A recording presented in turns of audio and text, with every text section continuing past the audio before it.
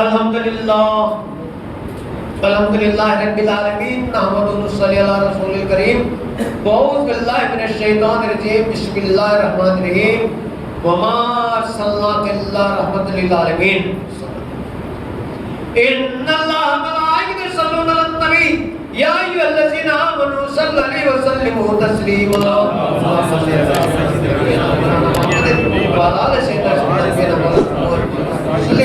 الصلاۃ والسلام علیکہ یا رسول اللہ، الصلاۃ والسلام علیکہ یا نبی اللہ، الصلاۃ والسلام علیکہ حبیب اللہ صلی اللہ علیہ وسلم۔ شہر طیبہ کا وہ بازار بڑا پیارا ہے، شہر طیبہ کا وہ بازار بڑا پیارا ہے، ہم غلاموں کا خریدار بڑا پیارا ہے، ہم غلاموں کا خریدار بڑا پیارا ہے۔ روز کہتی ہے مدینے میں اتر کے جنت، روز کہتی ہے مدینے میں اتر کے جنت، یا نبی آپ کا دربار بڑا پیارا ہے، یا نبی آپ کا دربار بڑا پیارا ہے۔ حضرات،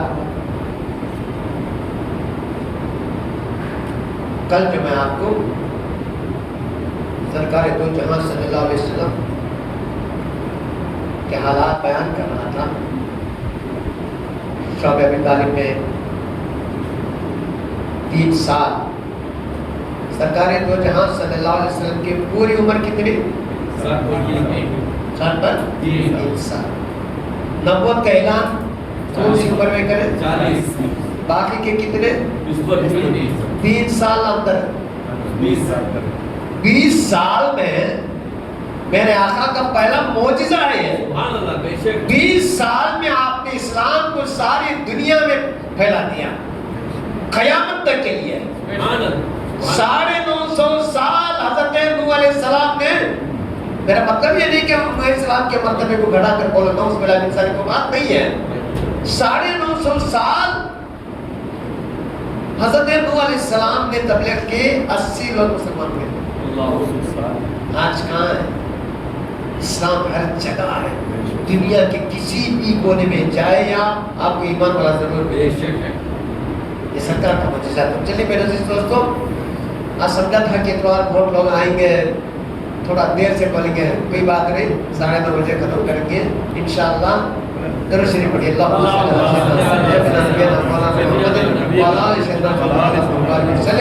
الصلاۃ والسلام علیکہ یا رسول اللہ، الصلاۃ والسلام علیکہ یا نبی اللہ، الصلاۃ والسلام علیکہ حبیب اللہ صلی اللہ علیہ وسلم۔ جب کفار مکہ نے دیکھا کہ جو وہ پروگرام بنایا تھا مسلمانوں کو مجبور کر کے گھر واپسی کرنے کا، وہ بھی فیل ہو گیا،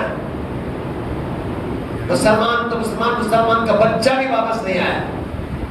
یہ ایمان، یہ صحابہ کرام کا وہ جذبہ، وہ قربانیاں، جہاں تک تو کیا قیامت تک لوگوں کی زبان پر ہوں گے۔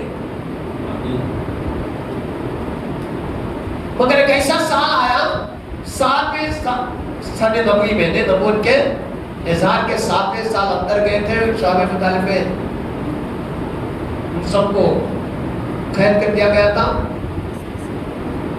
سن نبوی 10 میں باہر آئے شروع میں، اور سن نبوی 10 یعنی نبوت کے اعلان کا 10واں سال سرکار دو جہاں صلی اللہ علیہ وسلم کے لیے غم کا سال تھا۔ وہ غم کا سال تھا، کیوں؟ اسی سال، ایک ہی سال میں بی بی خدیجہ کبریٰ کا انتقال ہو گیا، سب سے بڑی مددگار۔ سارا مال دین کے لیے آپ نے سب حضور کے قدموں پر ڈال کر خرچ کر دیا، اور ایک مددگار آپ کے چچا ابو طالب، ان کا بھی انتقال ہوا ایک ہی سال میں۔ اس کو یوم الحزن کہا جاتا ہے، یوم الحزن یعنی غم کا سال۔ سن 10 سرکار دو جہاں صلی اللہ علیہ وسلم، اب دیکھیے حضور کی دلیری، حضور کی ہمت، اور اپنے مشن کو پورا کرنے کا مصمم ارادہ، آپ کا مضبوط ارادہ اور اللہ پر توکل، یہ سب اسلام کی خوشبو ہے۔ ہمت جمع مرتے اللہ فرماتا ہے وہ ہمت والوں کے ساتھ ہو، اللہ علیہ وسلم نے وہ تعلیم دی ہے، چاہے کچھ بھی ہو جائے تم اللہ کا پیغام پہنچاؤ۔ مکے سے 60 کوس دور پر تھا طائف شہر، ایک دم سب کا بت پرست تھے اس شہر میں، اور بڑے بڑے سردار، بت کا نام تھا جو وہ شہر والے مانتے تھے، بت کا نام لات تھا، لات و عزا۔ اس بت کی وہ پرستش کرتے تھے، پوجا کرتے تھے، اور بڑے سرمایہ دار تھے۔ سرمایہ دار مانے دولت مند، زمیندار۔ شہر طائف، وہیں سے سبزی پھل مکے کو آتا تھا۔ تو سرکار دو جہاں صلی اللہ علیہ وسلم، مکے میں تبلیغ ہو رہی ہے، مکے میں اشاعت اسلام کا کام ہو رہا ہے، آپ نے صرف اپنے منہ بولے بیٹے زید بن حارثہ کو لے کر طائف کے لیے نکلے، سواری پر نہیں، پیدل۔ کیا دل تھی میرے آقا کی، دونوں نکلے، دور کا سفر تھا، تپتی دھوپ، جلتی ریت، کوئی سایہ نہیں۔ جب سرکار مدینہ صلی اللہ علیہ وسلم نکلے، اللہ کا کرم تھا کہ آپ کے سر پر ابر کا سایہ ہوتا تھا۔ بڑی مشکل کا سفر تھا، بڑی کٹھنائیوں کا سفر تھا، دور دور تک پانی نہیں ملتا تھا، دور دور تک نخلستان یعنی باغ ہے، کھجور کے درخت کچھ بھی نظر نہیں آتے تھے۔ ایسا سفر طے کیا، اور پھر شہر طائف پہنچے۔ شہر طائف میں 3 بھائی تھے، ایک عبد یاسیر، دوسرا مسعود، تیسرا حبیب۔ ان تینوں سگے بھائی تھے اور شہر طائف کے سردار تھے، حکومت انہی کی چلتی تھی۔ عبد یاسیر کا بہت بڑا بت خانہ تھا، اس میں لات جو بت بڑا بت تھا اس کی پوجا کرتے تھے۔ جب سرکار دو جہاں صلی اللہ علیہ وسلم زید بن حارثہ کے ساتھ طائف کے اندر قدم رکھے تو دوپہر کا وقت تھا، تبلیغ دھوپ تھی۔ ہے ہمت ہم میں کہ کوئی بازو شہر میں جا کر اسلام پیش کرے، غیر کو ہے کیوں ہمارے ایمان کمزور ہے؟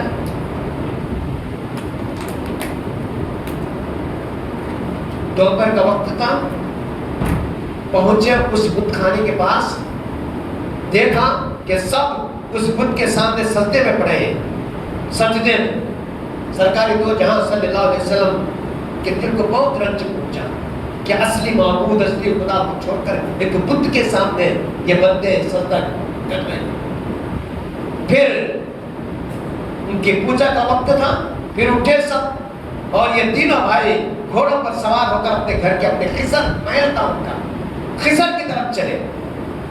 سرکار دو جہاں صلی اللہ علیہ وسلم کے پیچھے پیچھے، یہ مجمع تو بکھر گیا، چلا گیا اپنے اپنے گھروں کو، سرکار تینوں سرداروں کے پیچھے گئے۔ وہ محل میں داخل ہو کر اندر چلے گئے۔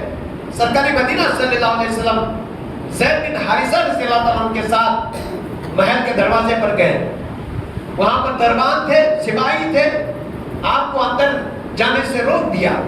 تو آپ نے کہا جا کر اپنے آخروں سے کہو کہ میں مکے سے آیا ہوں، میرا نام محمد مصطفیٰ صلی اللہ علیہ وسلم ہے، ان سے ملنا چاہتا ہوں۔ وہ سپاہی اندر گئے، تینوں بھائیوں سے کہا کہ کوئی محمد ہے صلی اللہ علیہ وسلم، آپ لوگوں سے ملنا چاہتے تو بولے کہ بلاؤ۔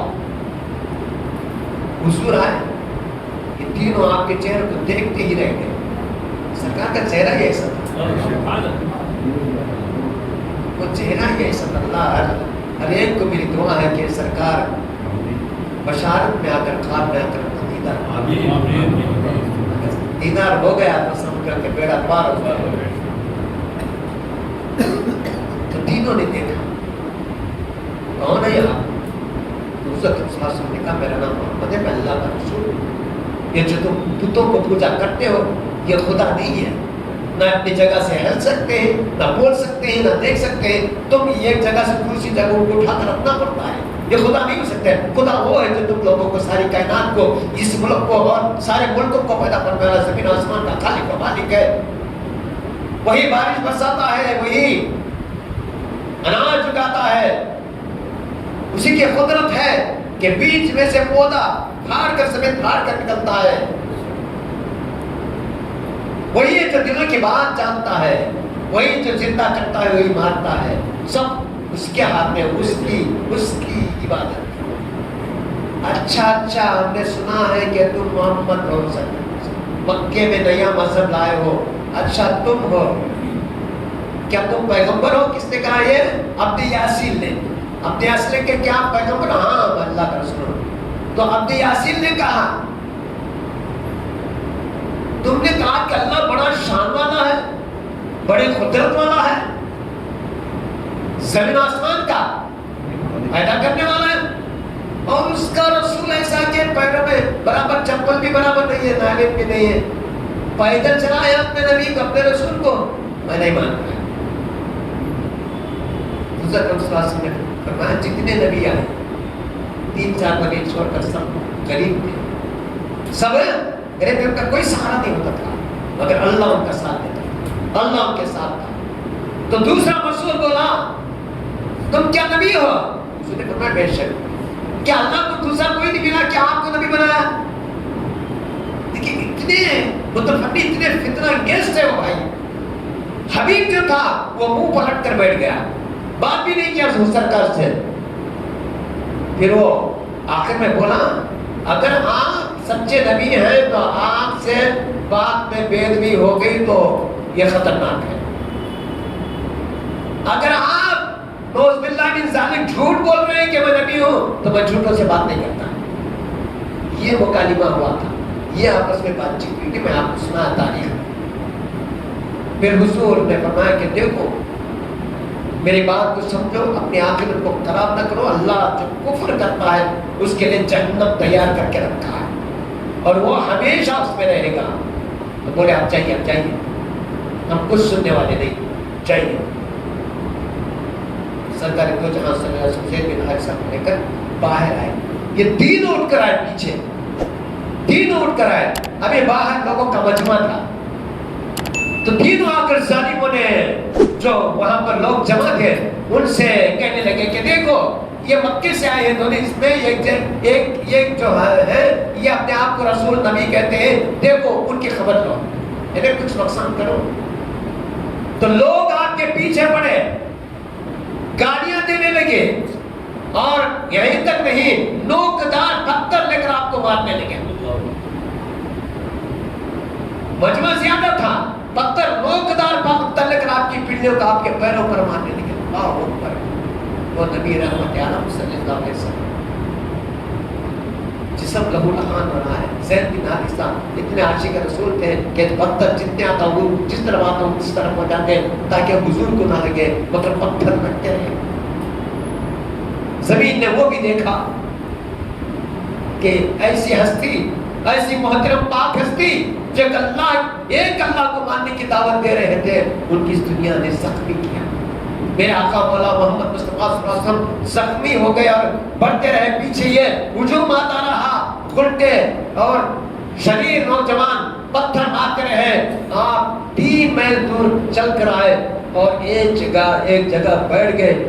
آپ کا جسم زخمی تھا, خون بہ رہا تھا, دیوار سے ٹیک لگا کر بیٹھ گئے. اور یہ خون آپ پتھر سے, جس دیوار نے پتھر سے جو ٹیک لگا کر بیٹھے, آپ کا خون اس پتھر کو لگا تھا. آج بھی وہ پتھر ہے, دیکھیں حضرات, حاجی حضرات دیکھیں, آج بھی وہ پتھر ہے. پھر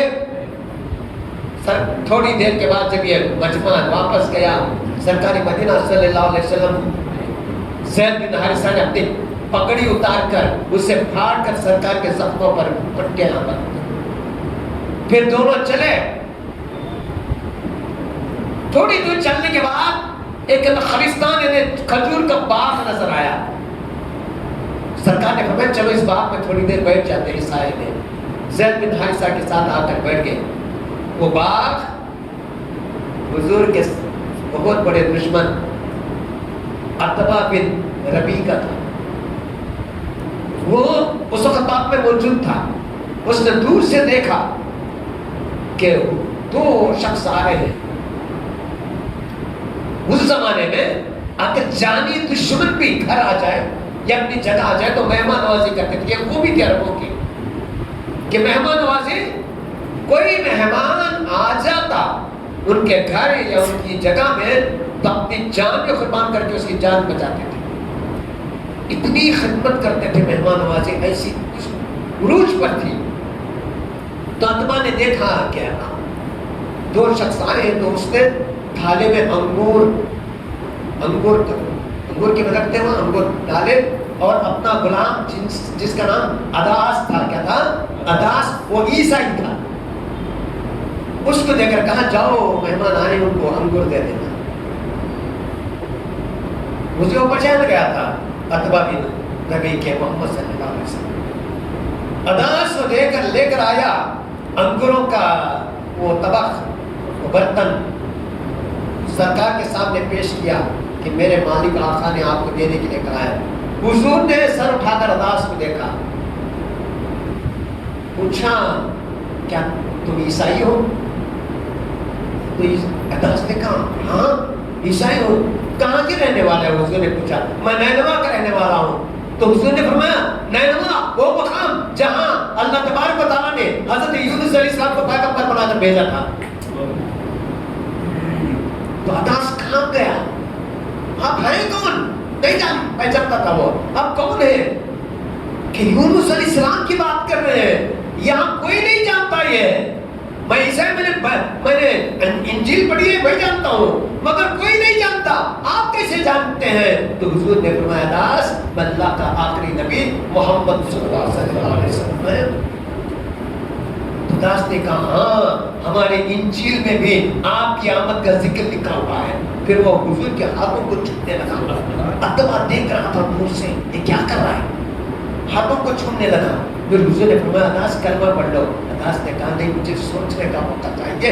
تو حضور نے فرمایا جب سوچ لینا اور جب ارادہ کر لینا ایمان لانے کا تو مکہ آ جانا اور مسلمان ہو جانا. یہ آپ نے فرمایا. اور اداس آیا عتبہ کے پاس.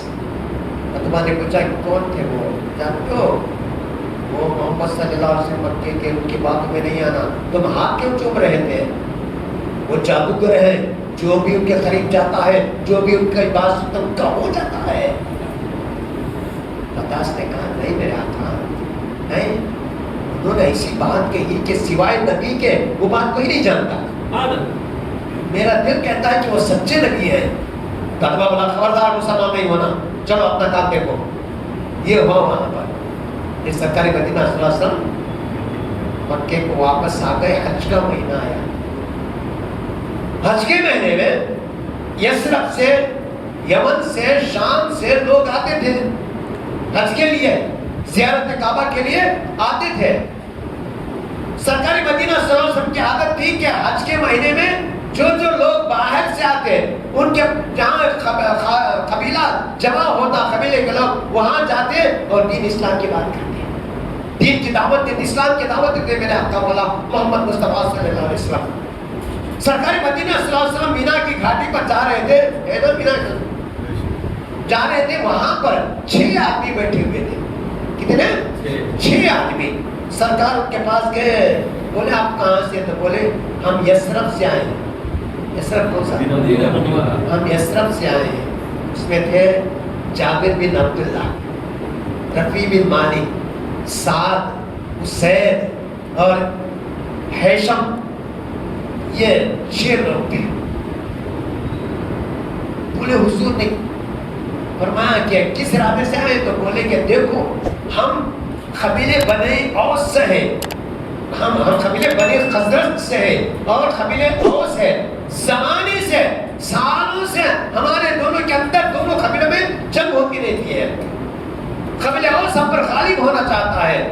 ہم مکے والوں کی مدد مانگنے آئے ہیں، ہماری مدد کرے، کچھ سپاہی تو بھیجے. دوسرا اکرم صلی اللہ علیہ وسلم نے فرمایا تم اللہ سے مدد مانگو، تم اللہ پر ایمان لاؤ، اپنے آپ کو اللہ کے حوالے کرو. یہ بت جو ہے، جو یہ لوگ اور تم لوگ پرستش کرتے ہیں، یہ خدا نہیں ہو سکتے. آپ نے دین کی دعوت دی. تو اسید نے رفیع بن مالک سے کہا کیا یہ کہیں یہ وہ نبی تو نہیں جن کا ذکر یثرب میں یہودی کیا کرتے تھے کہ آخری نبی آنے والی کہیں یہ وہ نبی تو نہیں؟ تو رافع بن مالک نے کہا ہو سکتا ہے ضرور، ہم خوش قسمت ہیں، ہم خوش قسمت ہیں، ہم ان سے ملنا چاہتے تھے، آج وہی ہمارے پاس آ کر ملے ہیں، چلو ہم کلمہ پڑھ کر مسلمان ہو جاتے ہیں۔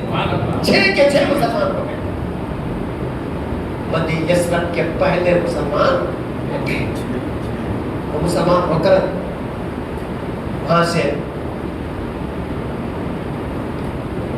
وعدہ کر کے گئے سرکار سے کہ ہم جا کر اسلام کی تبلیغ کریں گے۔ یثرب کے اندر 6 آدمیوں سے حضور نے ان کو تعلیم دی اور کچھ شریعت کی باتیں سکھائیں، گھر جا کر ان کو گھر لے جا کر کھانا کھلایا، پھر جو قرآن اس وقت تک نازل ہوا تھا، جو قرآن اس وقت نازل ہوا تھا، سب ان کے حوالے کیا کہ یہ اللہ کا کلام ہے، اس کا سلسلہ جاری رہے گا، یہ لے کر جاؤ اور تبلیغ اسلام یثرب میں کرو۔ میرے عزیز دوستو، یثرب کیا مقام ہے، وہ چلی گئی۔ 1 سال کے بعد وقت ساتھ میں لیتا، بہت میں ڈیٹیل بولتا گیا تو واقعات آتے رہیں گے۔ ایک مرتبہ درود شریف پڑھ لیجیے گا۔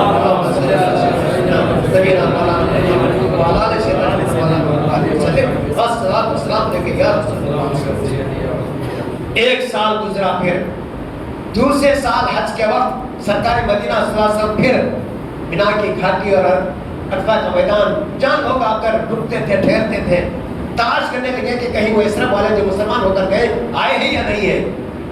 تو آپ جا رہے تھے کہ اتنے میں رافع بن مالک سامنے آ گئے جو مسلمان ہو چکے تھے رضی اللہ تعالیٰ عنہ۔ حضور کو دیکھتے ہی آپ کے ہاتھوں کو چوم دے فرمایا یا رسول اللہ صلی اللہ علیہ وسلم ہم آئے ہیں۔ حضور نے فرمایا کیا 6 کے 6؟ ہاں 6 نہیں 12 آئے ہیں۔ کیا ہے یثرب کی حالت؟ انہوں نے کہا، رافع بن مالک نے کہا یا رسول اللہ لوگ جو ہے اپنے شوق سے مسلمان ہو رہے ہیں، ان کے اندر ایک شوق پیدا ہو گیا، وہ مسلمان اسلام کی طرف کھینچ آ رہے ہیں۔ 12 آدمیوں کا وفد آیا ہے۔ تو سرکار مدینہ صلی اللہ علیہ وسلم نے کہا کہ دیکھو آج کی رات، پھر مکے والوں کو خبر ملی تو تم لوگوں کو نقصان پہنچیں گے، آج کی رات شام کی مغرب کے بعد بنا کی گھاٹی میں انتظار کرو، میں آتا ہوں، بات چیت کریں گے۔ شام ہوئی، سرکار مدینہ صلی اللہ علیہ وسلم شام کے وقت سورج غروب ہو گیا، مغرب کا وقت آپ نے نماز ادا کی اور پھر چلے بنا کی گھاٹی میں۔ آپ جا رہے تھے، پیچھے سے آواز آئی، اے محمد صلی اللہ علیہ وسلم کہاں جا رہے ہو؟ پلٹ کر دیکھا تو آپ کے چچا عباس تھے، ابھی مسلمان نہیں ہوئے تھے، ابھی مسلمان نہیں ہوئے تھے۔ پوچھا چچا آپ، میں مدینے سے وفد آیا ہے، کچھ لوگ آئے ان کے کام ان سے جا رہا ہوں۔ عباس نے کہا میں بھی چلتا ہوں۔ حضرت عباس ابھی مسلمان نہیں ہوئے تھے، آپ کے چچا تھے، ساتھ آئے، وہاں پر 12 لوگوں کو دیکھا یثرب والے، سرکاری مدینہ صلی اللہ علیہ وسلم سے اٹھ کر ادب سے اٹھ کر انہوں نے سلام کیا، سب بیٹھ گئے، حضرت عباس بھی بیٹھ گئے۔ پھر حضرت صلی اللہ علیہ وسلم سے ان لوگوں نے کہا یا رسول اللہ صلی اللہ علیہ وسلم، یثرب والے، ان یثرب کے اندر ایمان بڑی تیزی سے پھیل رہا ہے، اسلام بڑی تیزی سے پھیل رہا ہے، آپ ہمارے ساتھ آئے آ گئے تو بہت اور جو ہے مدینے میں نور آ جائے گا، یثرب میں نور آ جائے گا۔ سرکار مدینہ صلی اللہ علیہ وسلم نے فرمایا مجھے ابھی ہجرت کا حکم نہیں ہوا ہے، اگر ہوا تو ضرور میں یثرب آؤں گا۔ تو 12 لوگوں نے آپ کے ہاتھ پر بیعت کی، سرکار دو عالم صلی اللہ علیہ وسلم پہلی بیعت کی ہے، آپ کے ہاتھ پر بیعت کی کہ ہم ایمان پر قائم رہیں گے، اسلام کی تبلیغ کریں گے اور شریعت کے پابند رہیں گے، نماز ادا کریں گے اور ہر برائی سے بچیں گے۔ یہ بیعت ان لوگوں نے آپ کے ہاتھ پر کی، تاریخ میں اس کو یہ بیعت عقبہ اولا یعنی پہلی بیعت کہا جاتا ہے۔ اور پھر ان لوگوں نے کہا یا رسول اللہ ہم تو نئے ہیں، ہمیں ایسا شخص چاہیے جس کی آواز اچھی ہو، قرآن اچھی طرح پڑھ سکے اور لوگوں کو اچھی طرح اسلام کی دعوت دے سکے، اچھا مخرر ہو، قرآن کا علم رکھتا ہو، شریعت کا علم رکھتا ہو۔ ایسے شخص کو کسی مکے والے سے ہمارے ساتھ کر دیجئے. وہ آئیں گے اور سمجھائیں گے اسلام کو, گلی گلی ان کی تقریر ہوگی اور اسلام کی دعوت ہوگی, تو بہت سے لوگ یثرب میں مسلمان ہو جائیں گے. تو سرکار مدینہ صلی اللہ علیہ وسلم کے ساتھ بے شک میں ایسے شخص کو تمہارے ساتھ بھیجتا ہوں جس کی آواز بھی اچھی ہے اور بڑا ہی سمجھدار ہے اور اس کے پاس قرآن کا علم بھی ہے. میں ایسے شخص کو بھیجتا ہوں. کسے بھیجا آپ نے؟ حضرت مصعب بن عمیر. کون ہے مصعب بن عمیر؟ یہ جنگ احد میں شہید ہوئے تھے. مصعب بن عمیر. آج ہم جمعہ میں اچھا لباس پہننے کے لیے بہت سارے ہیں, تو کیا ہے میرے بھائی, اسلام کے خاطر صحابہ نے کیا کچھ نہیں قربان کیا. مصعب بن عمیر ایک امیر شخص کے بہت بڑے امیر تھے. عمیر ان کے بیٹے تھے مصعب, حضرت مصعب رضی اللہ تعالیٰ. ان کا لباس مصر سے آتا تھا, ہائی کلاس ہائی فائی تھے. مصر سے ان کا لباس آتا تھا مصعب کا. ایک اکلوتے کے بیٹے تھے, ماں باپ بڑی محبت کرتے تھے ان سے, اور خوشبو اور اللہ اکبر باہر سے آتا تھا, مکے کے سے باہر سے ان کے لیے خوشبو آتی تھی. وہ خوشبو وہ لباس دے کر لوگ دم رہ جاتے, اور خوب نوجوان تھے, حسین تھے. وہ قیمتی لباس پہن کر وہ قیمتی خوشبو لگا کر مکے میں نکلتے تو لوگ سمجھ جیسے کوئی شہزادہ آ رہا ہے, بادشاہ کا بیٹا آتا ہے. وہ تھے مصعب بن عمیر. ایک دن جب مصعب بن عمیر نے سرکار مدینہ صلی اللہ علیہ وسلم کی محفل میں بیٹھ گئے, چہرہ دیکھ لیا تو سرکار کے ہو گئے, کلمہ پڑھ کر مسلمان ہو گئے. گھر آئے اور ماں باپ سے کہا کہ دیکھو ماں, میں محمد مصطفیٰ صلی اللہ علیہ وسلم پر ایمان لائے ہوں, کلمہ لا الہ الا اللہ محمد رسول اللہ پڑھ کر مسلمان ہو گئے, تو بھی کلمہ پڑھ لے. اب ماں باپ ناراض. مصعب بن عمیر کو گھر میں قید کر دیا, تم باہر نہیں جا سکتے, ہرگز باہر نہیں جا سکتے. قید کر دیا. باپ مارتا تھا, روز پیٹتا تھا. اکلوتے بیٹے تھے مگر اتنے لاڈ اور پیار سے قیمتی لباس پہناتے تھے, قیمتی خوشبو اور قیمتی جو لگژری لائف تھی. اس بیٹے کو قید کر کے کمرے میں بند کر کے مارتے تھے. کچھ لوگ تو حبش کو ہجرت کر کے گئے ان مکے والوں کے ظلم و ستم کی وجہ سے. تو ایک دن مصعب بن عمیر سے باپ نے کہا تو اسلام چھوڑ دیں, ماں نے کہا اسلام چھوڑ دیں. تو مصعب بن عمیر نے کہا آپ میرے جسم کے ٹکڑے ٹکڑے کر دیجئے, میں اسلام چھوڑنے والا نہیں, دامن مصطفیٰ چھوڑنے والا ہے. آپ مجھے زندہ جلا دیجئے, میں اسلام چھوڑنے والا نہیں. تو عمیر نے کہا تو گھر سے نکل جا, میری جائیداد میں کچھ بھی نہیں ملے گا تجھے, ایک درہم بھی نہیں, گھر سے نکل جا. مصعب بن عمیر نے کہا میں تیار ہوں, میں سب کو چھوڑنے کے لیے تیار ہوں. ماں باپ کو چھوڑا, جائیداد کو چھوڑا اور اپنی لگژری ہائی فائی لائف کو چھوڑا. تو باپ نے کہا یہ کپڑے بھی اتار. اس ظالم باپ نے مصعب بن عمیر مصعب رضی اللہ عنہ کے کپڑے بھی اتار دیے. اب جب باہر کیسے جاتے ہیں, صدر بناتا رو نہیں تھے, ایک کپڑا دے دو, نہیں کچھ بھی نہیں, باہر نکال دیا.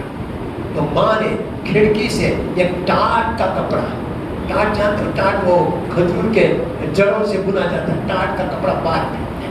تو اسے لپیٹ کر مصعب بن عمیر آئے دارالعلوم سرکار مدینہ صلی اللہ علیہ وسلم باہر بیٹھے تھے. چند صحابہ نے کہ مصعب بن عمیر جو مکے میں عالیشان لباس پہن کر اور عالیشان خوشبو لگا کر آنے والا وہ شہزادہ ٹاٹ کا کپڑا جو ہے لپیٹ کر آ رہا ہے, حضور کے پاس آئے اور فرمایا یا رسول اللہ میں سب چھوڑ کر آیا. یہ دین اسلام کی اہمیت, قیمت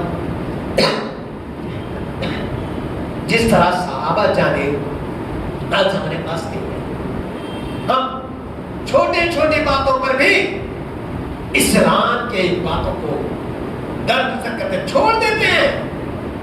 مگر اسلام میں سمجھتے ہیں صحابہ کرام نے جو جو قربانیاں دی ایک ایک ہمارے سامنے موجود ہیں. اب جائیداد والے دولت مند مصعب بن عمیر اپنے قیمتی لباس پہننے والے وہ ٹاٹ کا پورے لپٹ کر آ گئے حضور کے پاس. اندازہ لگائیے کتنا جذبہ تھا اور ایمانی جذبہ تھا. سرکار نے ان کو کپڑے دیے, وہ مسلم گئے, ان کو مدینہ والوں کے ساتھ بھیجا. اور آپ جانتے ہیں مصعب بن عمیر نے, کبھی موقع ملا تو بتاؤں گا کہ مدینے میں جا کر مصعب بن یثرب میں جا کر مصعب بن عمیر نے وہ کارنامہ کیا کہ قبیلے کے قبیلے مسلمان ہو گئے. حضرت سعد بن معاذ, حسین رضی اللہ تعالیٰ عنہ اور جابر بن عبداللہ کے خاندان والے, قبیلے والے, سب کے سب مسلمان ہوئے. محنت کس کی تھی؟ مصعب بن عمیر کی. وہ عالیشان کپڑے پہننے والے مصعب جب جنگی احد میں شہید ہوئے تو آپ اڑانے کے لیے چادر بھی نہیں ملی. ایسی چادر کے سر ڈھکتا تو پیر کھلے رہ جاتے, پیر اٹھاتے تو سر کھلا رہ جاتا. سرکار مدینہ صلی اللہ علیہ وسلم دیکھ کر آپ کے آنکھوں میں آنسو آ گئے, اور آپ نے خوشبو والی گھاس ملتی تھی وہ منگوا کر حسین کے پیروں کو اٹھا دیا. اسلام کے خاطر وہ قربانی دین میں کبھی نہیں ہے. کبھی نیند توڑ کر فجر کو جی چاہتا تھا کہ بستر میں سو جائے, کبھی فجر کے لیے اٹھے. یہ تکلیف ہے, کوئی لوٹ رہا ہے ہمیں نہیں, ہمارے پاس کہاں ہے. اگر ہوتا میرے عزیز دوستو, مسلمان نماز پڑھے گا ضرور, روزے رکھے گا, سب عبادت کرے گا, مگر اس زمانے میں مسلمانوں کو سب سے ضروری چیز اقتدار ہے, حکومت ہے. جب تک اقتدار میں, پاور میں نہیں آئے گا میرے عزیز دوستو, وہ اسلام کو آگے نہیں بڑھا سکتا. اس کے لیے کوشش کرنا تو جذبہ ہونا چاہیے, ایمانی جذبہ ہمارے پاس ہونی چاہیے, تب چل کر ہم ہمت کے ساتھ آگے بڑھ سکتے. وہ نہیں ہے, ہم آپس میں بڑھ گئے, کٹ گئے, جماعتوں میں, فرقوں میں, صرف دنیاوی فائدے کے لیے, صرف دنیاوی فائدے کے لیے, دین کے لیے نہیں, اپنے نام کے لیے, اپنے افتخار کے لیے. میرے عزیز دوستو, یہ نام, یہ عزت, یہ شہرت کب تک رہے گی؟ تو خیر, مصعب بن عمیر مدینے میں جا کر محنت کی, اور پھر جب دیکھا کہ سرکار مدینہ صلی اللہ علیہ وسلم کا یہ اسلام بڑھتا آ رہا ہے, تو پھر دار الندوہ, ایک ایسا حال ہے کعبہ مکے میں, دار الندوہ یہ کافروں کی میٹنگ کا حال تھا. یعنی سارے مکے والے کوئی میٹنگ کرتے تو دار الندوہ میں جمع ہوتے. انہوں نے فیصلہ کرنے کے لیے جمع کیا کہ کسی نہ کسی طرح اسلام اور مسلمانوں کو مٹا دیا جائے, یا محمد مصطفیٰ صلی اللہ علیہ وسلم کو قتل کر دیا جائے. دوست میٹنگ کے لیے جمع ہوئے, ہر طرف سے لوگوں کو بلایا مشورے کے لیے. ملک شام سے بھی معزز لوگوں کو بلایا, یمن سے بھی بلایا, اور مکے سے, یثرب سے بڑے بڑے لوگ آئے فیصلہ کرنے کے لیے کہ محمد مصطفیٰ صلی اللہ علیہ وسلم کو نوز باللہ من ذالک کس طرح قتل کیا جائے. سب جمع ہوئے. ابو لہب اٹھا, اس نے کہا کہ کیوں نہ ہم یہ سب کیوں کریں مشورہ, جائیں اور محمد کو ختم کریں. ابو جہل بولا یہ اچھی رائے نہیں ہے, یہ اچھی رائے نہیں ہے. اگر محمد مصطفیٰ صلی اللہ علیہ وسلم کو کوئی جا کر قتل کرے گا تو وہ قبیلے والے, بنی ہاشم والے جنگ ہو جائے گی. بدلہ, وہ زمانے میں بدلہ لینا بہت ضروری تھا ان لوگوں کے لیے, اپنے نام و نموز کے لیے بدلہ لیتے تھے, چاہے دشمن کو مارے, دوست کو مارے. خون کیسی ہوگی. اتنے میں دار الندوہ کا دروازہ بند تھا, کسی نے دستک دی, کسی نے دستک دی. ابو البختری نے جا کر دروازہ کھولا. سامنے شیخ نے بوڑھا آدمی کھڑا تھا, بوڑھا آدمی, ضعیف عمر. بولے آپ کون؟ میں نجد سے آیا ہوں, میں نجد سے آیا ہوں, میں شیخ نجدی ہوں. حالانکہ یہ ابلیس تھا, انسانی شکل میں ایک ضعیف عمر کے بھیس میں آیا, اور میں نے سنا ہے کہ یہاں پر محمد صلی اللہ علیہ وسلم کو قتل کرنے کا مشورہ ہو رہا ہے, مجھے بھی اندر بلا لیجئے. یہ سب اسے دیکھ کر بولے آپ شیخ نجدی ہیں, نجد سے آئیے آئیے. اور سارے وہاں پر لوگ بیٹھے تھے, اس کا صدر بنا دیا, اس کمیٹی جو بیٹھی تھی اس کا صدر بنا دیا, آپ مشورہ دیجئے. شیخ نجدی اٹھا بولا کہ دیکھو ایک قبیلے والا محمد صلی اللہ علیہ وسلم کو قتل کرے گا تو دوسرے بنو ہاشم والے زبردست قبیلہ ہے، جنگ ہوگی. ایسا کرتے ہیں ہر ایک قبیلے سے ایک ایک آدمی، جتنے قبیلے ہیں جتنے یہاں ہیں ان کے ایک ایک قبیلے سے ایک ایک آدمی تلوار لے کر رات میں محمد مصطفیٰ صلی اللہ علیہ وسلم کے گھر کو محاصرہ کر لیا جائے، گھیر لیا جائے. اور جب محمد صلی اللہ علیہ وسلم صبح یا رات میں باہر آئے تو سب مل کر حملہ کریں. اندھیرے میں پتہ نہیں چلے گا کہ کس کی تلوار سے قتل ہوئے نوز باللہ. تو یہ بنی ہاشم کس کس سے لڑے گا، کس کس قبیلے سے لڑے گا، اور وہ مجبور ہو جائے گا. یہ مشورہ سنتے سب تالیاں بجانے لگے.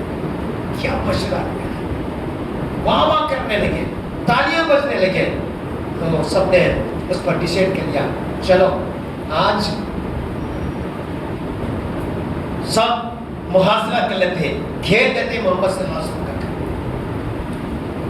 حضرت علی تھے گھر میں، حضور تھے، بیوی فاطمہ زہرا تھی، اور سرکاری مدینہ صلی اللہ علیہ وسلم کو ہجرت کا حکم بھی آ چکا تھا. اور صحابہ کرام کو آپ نے بتا دیا کہ چھپ چھپ کر تم ہجرت کر کے چلے جاؤ. تو صحابہ کرام جہاں تک ہو سکے چلے، ہجرت کر کے مدینے کی طرف چلے. ان نے ایک سرکاری دو جہاں صلی اللہ علیہ وسلم کے پھپھیرے بھائی ابو سلمہ ان کا نام تھا، وہ اپنی بیوی اور ان کا ایک ہی بیٹا تھا. دیکھیے صحابہ کرام کے قربانیاں دیکھیے. وہ ابو سلمہ اپنے بچے اور بیوی کو اونٹنی پر بٹھا کر چپکے سے رات کے وقت ہجرت کے لیے نکلے. ان کی بیوی قبیلے بنو مخیرہ سے تھی اور ابو سلمہ قبیلے بنو اسد سے تھے. جب یہ جا رہے تھے تو قبیلے بنو مخیرہ کے ایک آدمی نے دیکھ لیا، جا کر قبیلے والوں کو بتایا. وہ سب آ کر راستہ روک کر کھڑے گئے، ابو سلمہ کہاں جا رہا ہے؟ ابو سلمہ نے کہا میں جا رہا ہوں ہجرت کر کے جا رہا ہوں. مکے والوں نے ظلم و ستم کے پہاڑ توڑ رہے ہیں، اب ہم برداشت نہیں کر سکتے، ہم جا رہے ہیں. تو بولے تو جا، مگر ہماری بیٹی ہے تیری بیوی یا ہمارے گھر کی بیٹی ہے، وہ نہیں جا سکتی. بیوی کو کھینچ کر اتار دیا. آپ سوچیں میرے دوستوں، اگر ایسا سلوک ہمارے ساتھ ہوتا، اگر اس وقت ہم ہوتے تو کیا کرتے؟ تھوڑا سوچیے. بیوی کو کھینچ کر اتار دیا اور قبیلے بنو اسد والے بھی آ گئے، بولے یہ بچہ ہمارا خاندان کی نشانی ہے. بچے کو بھی چھین لیا، بیوی کو چھین لیا، بچے کو چھین لیا. اور ابو سلمہ سے کہا تم جاؤ. کیا بیوی کی محبت نہیں ہوتی؟ بچے کی محبت نہیں ہوتی؟ بیوی زار و خطار ہو رہی، میرے سرتاج کے ساتھ مجھے جانے دو، مگر اسے دونوں ہاتھ پکڑ کر چکر لیا گیا، بچے کو چھین لیا گیا. بچہ رو رہا تھا، بیوی رو رہی تھی. ابو سلمہ نے کہا میرے شریک حیات صبر کر، یہ امتحان کا وقت ہے، اللہ امتحان لے رہا ہے. اور مسلمان کا یہ دھرم ہے، مسلمان کا ایمان ہے کہ اللہ کے امتحان میں ہم ڈٹے رہے، جو ہے ہم قائم رہے. یہ صراط مستقیم ہے، اسے ہم ادھر ادھر جا نہیں سکتے. صبر کرو، اللہ تبارک و تعالیٰ بے شک بہتر کرنے والا ہے. ابو سلمہ بیوی بچے کو چھوڑ کر چلے گئے. اس طرح ہم لوگوں نے ہجرت کی، بیوی کو قربان کیا، بچوں کو قربان کیا، اپنے گھروں کو قربان کیا، اپنی جائیداد کو چھوڑا، اپنے کھیتوں کو چھوڑا، اپنے دکانوں کو چھوڑا، اپنے مکانوں کو چھوڑا. اسلام کے لیے صحابہ کرام نے وہ قربانیاں دی. میرے دوستوں، دنیا میں ایسی مثال آپ کو ملے گی نہیں. میں آپ کو تاریخ اسلام بتا رہا ہوں، ذرا سوچئے. اللہ سے دعا ہے کہ اللہ ہمیں بھی بدلنے کی توفیق عطا فرمائے. تو سرکار مدینہ صلی اللہ علیہ وسلم کے رات گھر کا محاصرہ کر لیا. ایک ایک آدمی ننگی تلوار لے کے باہر. جب باہر نکلیں گے تو سب مل کر حملہ کریں گے اور محمد صلی اللہ علیہ وسلم کا نوز باللہ خاتمہ ہو جائے گا. اور بنو ہاشم قبیلہ کس کس سے لڑے گا؟ سرکار دو جہاں صلی اللہ علیہ وسلم کی جبریل نے آ کر بتا دیا رسول اللہ آج کی رات آپ کے گھر کا محاصرہ ہونے والا ہے. تو حضرت اکرم صلی اللہ علیہ وسلم نے اپنے بستر پر حضرت علی کو بلا کر کہا کہ آپ سو جائیے، آپ سو جائیے، میں جا رہا ہوں. باہر پہنا ہے، ننگی تلواریں لے کر. اب ہمت نہیں کی حضرت علی کی. وہ بستر اگر پتہ چل گیا باہر والوں کو کہ محمد صلی اللہ علیہ وسلم چلے گئے اور کوئی سو رہا ہے تو ساری تلواریں ان پر پڑیں گی، جسم کے ٹکڑے ہو جائیں گے. مگر وہ کون تھے؟ شیر خدا تھے، حیدر کرار تھے. بولے یا رسول اللہ آپ جائیے. حضور اکرم صلی اللہ علیہ وسلم نے کہا دیکھو میں 4 ذمہ داریاں دے کر جا رہا ہوں. پہلے یہ کہ تم جو امانتیں لوگ آپ کے پاس لوگ امانتیں رکھتے تھے، آج آپ بینک کے لاکر میں رکھتے ہیں، اس زمانے میں نہ بینک نہ لاکر، لوگ اپنے زر و جواہر اپنے قیمتی چیزیں حضور کے پاس لا کر رکھتے تھے جب وہ سفر پر جاتے امانت رکھتے تھے، کیونکہ آپ امیر کے امانت دار تھے. آپ نے فرمایا علی میرے جانے کے بعد یہ امانتیں ان کے حوالے کرنا. اور جو ہے یہ عورتیں جو ہیں بچ گئی ہیں، یہ عورتیں یہاں رہ گئی ہیں، بی بی فاطمہ الزہرا اور فاطمہ بنت اسد، یہ سب ان کو لے کر میرے جانے کے بعد تم واپس مدینہ آ جانا. تھوڑی ذمہ داری آپ نے حضرت علی کو وہ بتائی اور حضرت صلی اللہ علیہ وسلم کے بستر پر حضرت علی سو گئے. بڑی ہمت کی کام، بڑا عجب، یہ جو ہے معمولی سی بات نہیں کہ ایسے بستر پر سوئے جس کے دشمن باہر تلواریں لے کر، مگر علی کا جذبہ تھا، علی کی ہمت تھی. بغیر سرکار قوم صلی اللہ علیہ وسلم باہر نکلے، ہاتھ میں چند ریت کی کنکریاں اٹھائی، پھر جو پڑھنا تھا پڑھا، سورہ یاسین پڑھا، کیا پڑھا یہ اللہ جانے، اللہ کا رسول جانے. اور جو کھڑے تھے کافر ان کی طرف پھینک دیا، ان کی طرف پھینک دیا اور پورا گھیرا بنا کر محاصرہ کر کے ٹھہرے تھے. ان میں سے نکل کر جو ہے سرکار دو عالم صلی اللہ علیہ وسلم آ گئے اور حضرت علی بستر پر سو رہے ہیں. میرے عزیز دوستوں، جب سے سرکار مدینہ صلی اللہ علیہ وسلم کے ہاتھ پر ایمان لایا حضرت علی 10 سال کی عمر میں، 11 سال کی عمر میں، اب تو 12 سال ہو گئے، 23 سال آپ کی عمر ہو گئی. لیکن آپ کی عادت تھی کہ جو بھی نماز وہ 2 رکعت ہے، جو بھی سرکاری دور جہاں صلی اللہ علیہ وسلم تھی کہ ہمیشہ اللہ کی یاد میں نماز ادا کرتے تھے، رات بھر عبادت کرتے تھے. حضرت علی اس زمانے سے رات بھر عبادت کرتے تھے. مگر آج کیا کر رہے ہیں؟ سو رہے ہیں. مولا علی یہ کیا بات ہے؟ روز عبادت کرتے تھے، جاگتے تھے، آج سو رہے ہیں. تو مولا علی فرمائیں گے اگر آج نہیں سویا، جاگتا رہا، دنیا کہے گی علی موت کے ڈر سے جاگ رہا ہے، علی موت کے ڈر سے جاگ رہا ہے. اور مجھے موت آئے گی کیسے؟ موت تو نہیں آئے گی. کیوں؟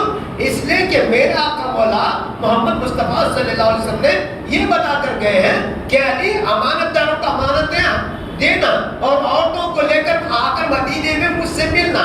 جب تک یہ کام پورے نہیں ہوتے مجھے موت آئے ہی کی نہیں. سرکار نے بول دیا مدینے میں آ کر ملنا تو مجھے موت کہاں سے آئے گی؟ اطمینان سے حضرت علی سو گئے اور سرکار مدینہ صلی اللہ علیہ وسلم چل کر حضرت ابوبکر صدیق رضی اللہ عنہ کے گھر آئے.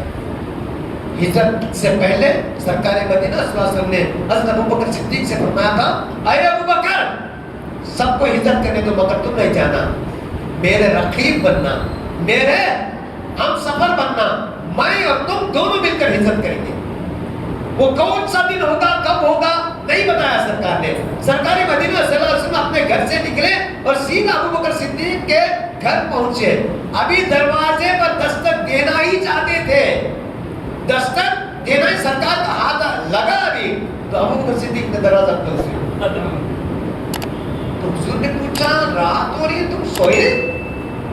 ابوبکر صدیق نے فرمایا یا رسول اللہ کیسے سو سکتا ہوں، آپ نے جس دن سے کہا ہے کہ میں ایک دن تمہارے گھر آؤں گا، ہم دونوں کو ہجرت کے لیے نکلنا ہے، سفر کے لیے سفر ہجرت کرنا ہے، تم میرے رفیق بنو گے، میرے ساتھی بنو گے، تو یا رسول اللہ اس دن سے میں دروازے پر انتظار میں کھڑا ہوں.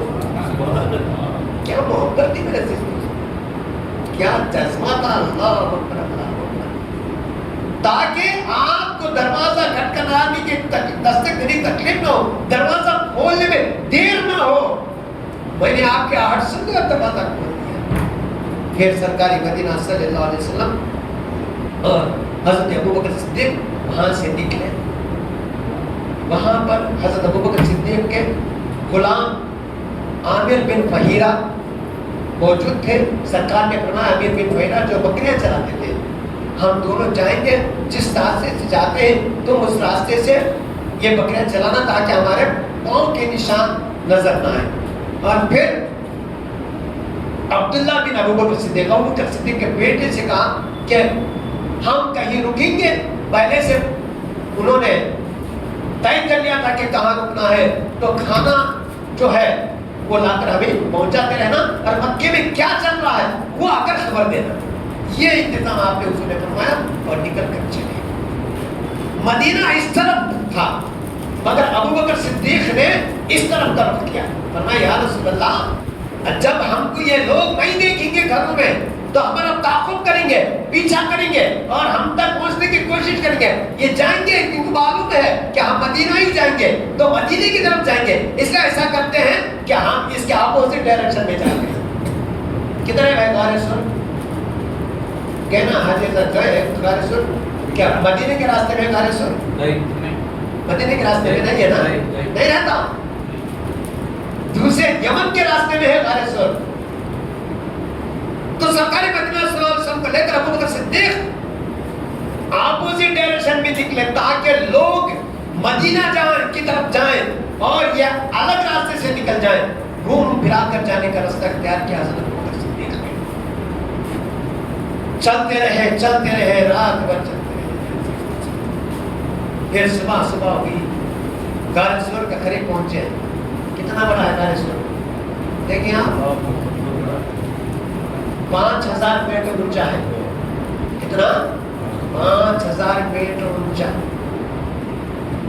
وہاں پہنچے اور صدیق اکبر نے کہا یا رسول اللہ, میں جانتا ہوں اوپر ایک غار ہے, ہم جا کر وہاں ٹھہریں گے.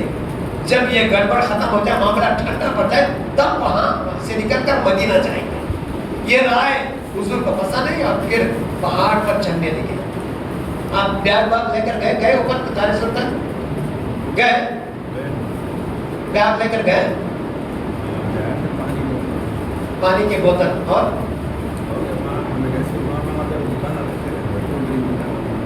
رکھتے گئے. لگیج لے کر گئے, چڑھ سکتے لگیج لے کر پہاڑ پر؟ پہاڑ پر لگیج لے کر نہیں چڑھ سکتے. میں تو نہیں کہ دعا کرے اللہ تبارک و تعالیٰ مجھے منظر دکھائے. غار کے قریب, پہاڑ کے قریب پہنچے. غار سور اوپر ہے, 5000 میٹر اونچا پہاڑ. سرکاری مدینہ صلی اللہ علیہ وسلم چڑھنا ہے اور ابوبکر صدیق کو چڑھنا ہے. راستہ پر ابوبکر صدیق کیا کرتے تھے,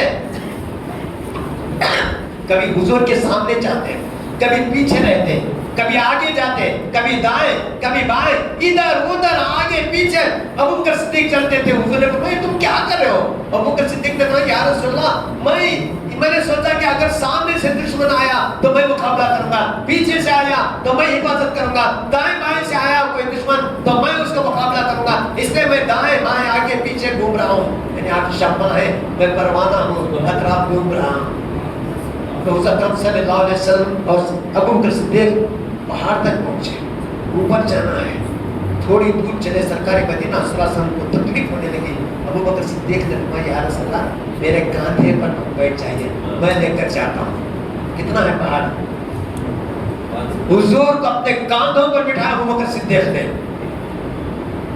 بار نبوت کو اپنے کاندھوں پر اٹھایا اور پہاڑ پر چڑھے غار سور تک. وہ کیا طاقت تھی, وہ کیا جذبہ تھا, وہ کیا ایمان تھا, وہ کیا محبت تھی. سب سے بڑھ کر محبت. جب محبت ہوتی ہے نا, کوئی تکلیف محسوس نہیں ہوتی محبت میں. اور محبت میں آج کے بچے رات بھر فون پر, صبح ہو جاتی, فجر بھی ہو جاتی, نیند نہیں آتی, میسج کیا کہتے ہیں اس کو, چیٹنگ ہوتا رہتا, تکلیف نہیں محسوس ہوتی نیند کی. مگر وہ محبت تھی سرکار دو عالم صلی اللہ علیہ وسلم سے, اپنے کاندھوں پر بٹھا کر حضور کو لے کے صدیق اکبر اور غار سور پہنچے. 9:30 हो गए, मैं खत्म करते हैं इंशाल्लाह। कल बड़ी तफसील से मैं इस वाक़े को बताऊंगा। गारे सोर के पास पहुंचे, हुजूर को नीचे उतारा और फरमाया सिद्दीक अकबर ने आप थोड़ी देर रुकिए, न जाने कब से ये वीरान पड़ा है, कोई यहाँ पर अंदर नहीं जा सकता, ना गया होगा, आप रुक जाइए। पहले अबू बकर सिद्दीक अंदर गार के अंदर गए। वो गार ऐसा था कि इतना छोटा, उसके अंदर खड़े नहीं हो सकते थे। खड़े हो सकते हैं अंदर, देखिए ना आप लोग गार में नहीं गए, अंदर खड़े हो सकते हैं नहीं, वो गार अंदर खड़े नहीं हो सकते, बिल्कुल बैठ सकते हैं, बस अंदर बैठ सकते हैं। तो अबू बकर सिद्दीक सरकार को बाहर लेने के लिए फरमाया, खुद अंदर गए और अपने चादर से पूरा गार झाड़ कर साफ किया। फिर देखा कि गार के अंदर सुराख लगे हुए हैं। अब पहाड़ के गार में सुराख है तो कोई मौसी जानवर होगा, सांप हो सकता है, बिच्छू हो सकता है, कुछ भी हो सकता है। अपनी चादर फाड़ कर सारे सुराख अबू बकर सिद्दीक ने बंद कर दिया। कपड़ा खत्म हो गया, कोई कपड़ा भी नहीं है। जुब्बा पहने, अब पगड़ी भी उतार कर वो सब फाड़ कर लगा दिए। तो फिर गार जब साफ हो गया और सब कपड़े लगा लिए सुराखों में, हुजूर से फरमाया अंदर तशरीफ लाइए, सरकार अंदर आ गए। और वहां ठहर कर फिर जब चाहे वहां से निकलने का था, और पहले ही घर वालों को बोल कर आए थे कि हम गाज़ अस्वद में ठहरेंगे और अब्दुल्लाह बिन अबू बकर सिद्दीक खाना लेकर आएंगे। फिर आमिर बिन फहीरा पीछे से बकरियां चरा जाएंगे ताकि अब्दुल्लाह बिन अबू बकर सिद्दीक के खत्मों के निशान मिट जाएं, दुश्मन वहां तक ना पहुंच सके। तो मेरे अजीज दोस्तों, वहां से अबू बकर नाम क्यों है मालूम है? बकर कहते हैं एक ऐसे शख्स को उस जमाने में खत्मों के निशान देखकर, जमीन पर खत्म के निशान पड़े रेत में, उसे देखकर वो उस आदमी के खसरत, उस आदमी के चाल और उस आदमी के खानदान के बारे में बता देता था, उसके माँ बाप के बारे में बता देता, उस आदमी की नीयत, उसके आदमी की चाल किरदार सब खत्म के निशान देकर बताते था। उसको कहते थे बकर। आप अबू बकर क्यों हुए? बकर के बाप हज़रत अबू बकर सिद्दीक रज़ियल्लाहु अन्हु, आपने सुनी या ना सुने? अबू बकर सिद्दीक रज़ियल्लाहु अन्हु की ये खुसूसियत थी कि उंगली का ये जोड़ क्यों है? ये यहाँ पर 3 हिस्से होते हैं ना उंगली के, एक हिस्सा भी देखकर अबू बकर सिद्दीक उसके 8 पीढ़ियों की बातें बता देते थे। एक पीढ़ी, ये तो एक पीढ़ी के बताता था, 8 पीढ़ियों के, 8 नस्ल के सारे हालात अबू बकर सिद्दीक बताते थे, इसलिए आपको अबू बकर कहा गया है। बकर तू बताता है एक पीढ़ी का, और वो तो बाप में थे अबू बकर है, ये अबू बकर थे। तो खत्मों के निशान मिटाने के लिए आमिर बिन फहीरा जब भी मुसलमान नहीं थे मगर अबू बकर सिद्दीक के गुलाम थे, बकरियां चराते थे, वो बकरियों का रेवट लेकर आ जाते और इनके खत्म अब्दुल्लाह बिन अबू बकर सिद्दीक जो खाना लेकर आते खत्म हो जाते थे। तो अंदर जाकर बैठे अबू बकर सिद्दीक रज़ियल्लाहु अन्हु, ये सुराख नजर आया, बच गया था, कपड़ा नहीं था, सोचा चलो अंगूठा ये एड़ी लगाते पैर लगा दिया और बैठ गए सरकारी मदीना सल्लल्लाहु अलैहि वसल्लम अपना सर मुबारक रखकर आराम कर। क्या मंजर होगा, इतने करीब सरकार के हज़रत अबू बकर सिद्दीक, अल्लाह अकबर, जैसे सूरज और चांद एक घर में, आफ्ताब और महताब एक घर में है। तो उसके अंदर एक सांप था और वो निकलने लगा सुराख से। तो अबू बकर सिद्दीक का पैर लगा हुआ था, हर सुराख को देखा कपड़े से बंद, वो इस सुराख के पास आया, पैर को देखा, इंसानी आज़ा को देखा, डसा, डंक मारा। अबू बकर सिद्दीक को बहुत तकलीफ हुई, सांप डसा तो शायद हम नहीं जानते हो तकलीफ, क्योंकि डसा नहीं ना, डसा तो क्या तकलीफ होती है, बड़ी हैसियत होती है। फिर डंक मारा मगर अबू बकर सिद्दीक ने कि कहीं सरकार की दीन में खलल ना आ जाए। दोस्तों, नमाज फर्ज है, फर्ज है नहीं, उसे छोड़ा नहीं जा सकता, कज़ा नहीं की जा सकती, और जान बचाना भी फर्ज है।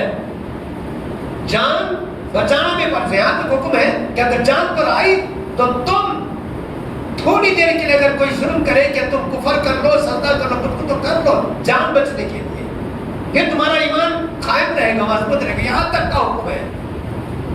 مگر یہاں دیکھیے کہ نماز قضا کرنا, نماز فرض ہے, اسے قضا نہیں کر سکتے, اور جان بچانا فرض ہے, اسے گنوا نہیں سکتے. مگر علی نے حضور کی محبت میں نماز کو چھوڑ دیا, اور صدیق اکبر نے حضور کی محبت میں اپنی جان کی بازی لگا دی.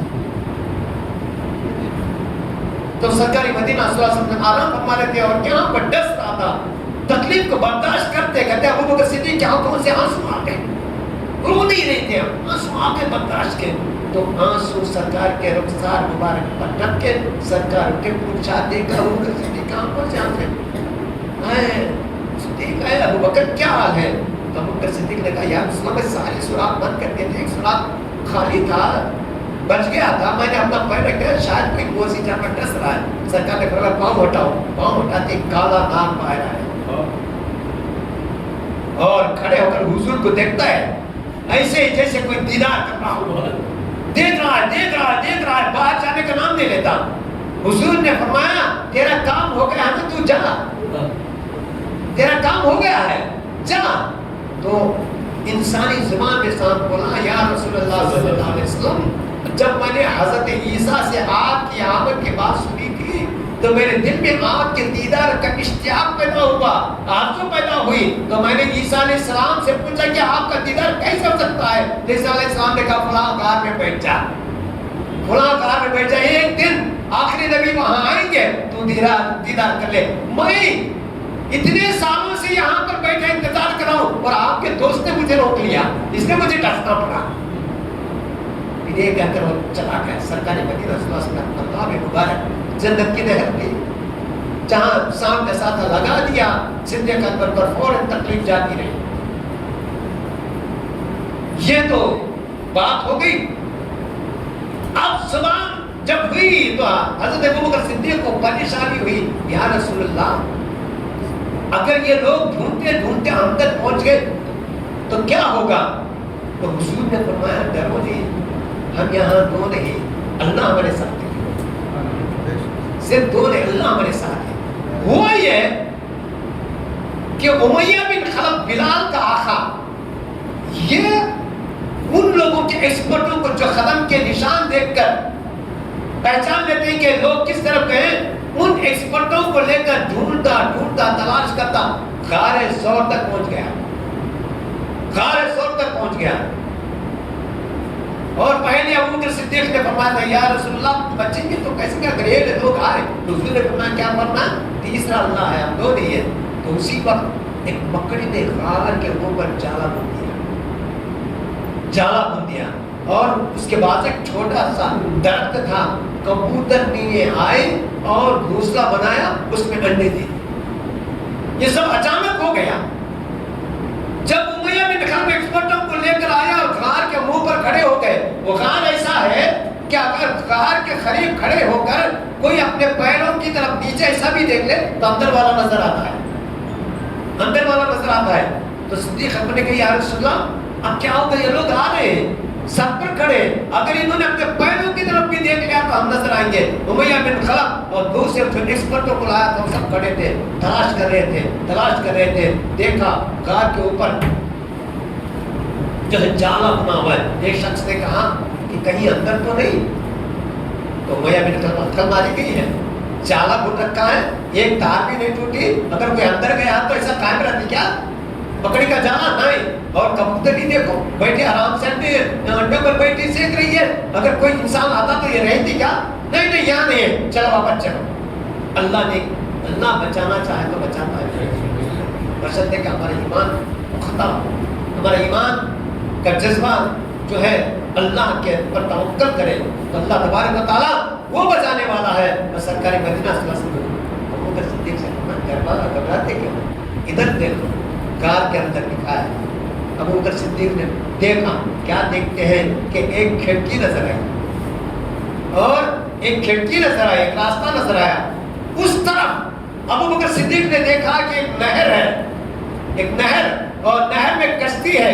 حضور نے فرمایا اے ابو بکر صدیق اگر یہ لوگ آ بھی گئے ہم کو دیکھ بھی لیا تو اس راستے سے ہم نکل کر اس کشتی میں سوار ہو کر نکل سکتے ہیں, مگر نہیں یہ آزمائش کا وقت ہے, امتحان کا وقت ہے, ہم صبر کریں گے. تو 3 دن غار ثور میں سرکار مدینہ صلی اللہ علیہ وسلم اور حضرت ابو بکر صدیق ہے, اور 3 دن کے بعد وہاں سے نکلے. وہاں پر اس وقت ابو جہل ڈھونڈتا ہوا اور مکے والے سب ابو بکر صدیق کے گھر کو گئے, وہاں تک گئے, طرف کیا وہاں بھی نہیں تھے. اور جب حضرت علی سو رہے تھے, صبح ہوئی تو اندر گئے, بستر میں سمجھا کہ حضور سو رہے ہیں, جگایا تو حضرت علی اٹھے. حضرت علی سے پوچھا تم یہاں تو محمد صلی اللہ علیہ وسلم کا بستر ہے, تم سو رہے ہو؟ علی نے کہا ہاں میں سو رہا ہوں. محمد کہاں گئے؟ حضرت علی بولے رات بھر تم پہرا دے رہے تھے باہر, تم کو پتا ہونا چاہیے کہ محمد صلی اللہ علیہ وسلم کہاں گئے. میں تو سو رہا تھا, رات پہرا تم دے رہے تھے, تم کو پتا ہونا چاہیے تھا. وہ غصے میں نکل گئے, ابو بکر صدیق رضی اللہ عنہ کے گھر گئے, وہاں بھی انہوں نے تلاشی لی, یہاں تک کہ اسماء رضی اللہ تعالیٰ عنہ ابو بکر صدیق کی بیٹی کو ابو جہل نے تماچا بھی مارا, سچ بول کر. یہ ظلم و بربریت کے واقعی شاہ کا کلم ہے. سرکار مدینہ صلی اللہ علیہ وسلم کا غار ثور سے نکلنا, پھر سراخا کا پیچھا کرنا, پھر ان کے محبت کا عجیب واقعہ اور مدینہ پہنچنا.